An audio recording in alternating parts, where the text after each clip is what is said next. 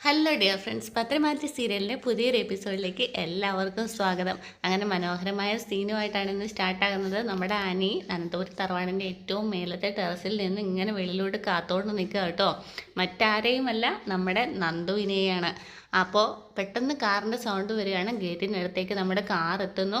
അവിടെ നിന്ന് ഉള്ളിൽ കയറി നമ്മുടെ കനകയും ഗോവിന്ദനും നന്ദുവും ഇറങ്ങുക കേട്ടോ. അപ്പം നന്ദുവിനെ കാത്തുകൊണ്ട് നിന്ന ആളുടെ മനസ്സിന് ഒരുപാട് സമാധാനം കിട്ടുകയാണ്. സന്തോഷത്തോടു കൂടി, വളരെയധികം ആത്മനിർവൃത്തിയോടു കൂടി നമ്മുടെ അനി നിൽക്കുന്ന കാഴ്ചയാണ് നമുക്ക് കാണാൻ സാധിക്കുന്നത്.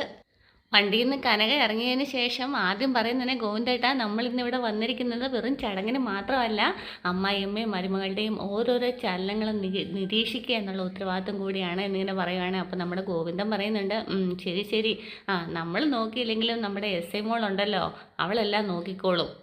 അപ്പം നമ്മുടെ നന്ദു പറയുന്നുണ്ട്, സൈബർ സെല്ലിൽ നേരത്തെ നമ്പർ തന്നപ്പോൾ തന്നെ എനിക്ക് ഡൗട്ട് ഉണ്ടായിരുന്നതാണ് എന്നിങ്ങനെ പറയുമ്പോൾ കനക പറയുന്നുണ്ട്, ആദ്യം പൊടിച്ചത് ഞാൻ തന്നെയാണ് എന്നിങ്ങനെ വലിയ ഗമയോട് കൂടി പറയുമ്പോൾ നമ്മുടെ ഗോവിന്ദൻ പറയുന്നുണ്ട്, ആരും അത്ര വലിയ അഹങ്കരിക്കൊന്നും വേണ്ട, ഇതിനും കൂടി പൊളിയാനുണ്ട്, എന്തെന്നാലും നമുക്ക് പതിയെ നോക്കാം, കമോൺ എന്ന് പറഞ്ഞുകൊണ്ട് നമ്മുടെ കനക ഉള്ളിലേക്ക് പോവുകയാണേ. അങ്ങനെ ഉള്ളിൽ എല്ലാവരും കാത്തു നിൽക്കുക കേട്ടോ. അപ്പോൾ ഇവർ വരുമ്പോഴത്തേക്കിനും മൂർത്തി സാർ അടക്കം എല്ലാവരും എണീറ്റ് നിൽക്കുന്നൊക്കെ ഉണ്ട്, റെസ്പെക്റ്റൊക്കെ കൊടുക്കുന്നുണ്ട് കേട്ടോ.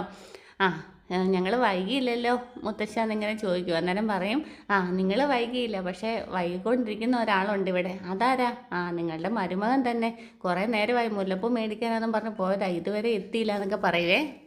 അപ്പോഴത്തേക്കും ഇങ്ങനെ കനക ചോദിക്കുവേ, എവിടെ പോയതാ മോളെ അബി എന്നിങ്ങനെ ചോദിക്കുക. പറഞ്ഞത് കേട്ടില്ലേ, മുല്ലപ്പൂ മേടിക്കാൻ പോയതാ, ഇതുവരെ കാണാനില്ല എന്നിങ്ങനെ നവ്യയും പറയുന്നുണ്ടേ.